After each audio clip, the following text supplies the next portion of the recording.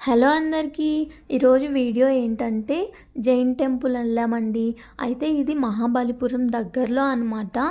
ECR side నుంచి కోవలం దగ్గరికి bus తీసుకొని అక్కడ నుంచి మళ్ళీ ఇంకొక ఆటో కానీ బస్ కానీ తీసుకొని వెళ్ళాలి. డైరెక్ట్ ట్రాన్స్పోర్టేషన్ అనేది చాలా తక్కువే ఉందన్నమాట.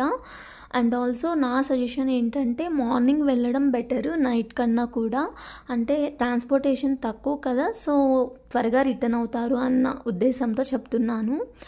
అండ్ టెంపుల్ అయితే చాలా బాగుంది, కానీ ఫొటోస్ అలో లేదండి, జస్ట్ బయట వరకే అలో అనమాట.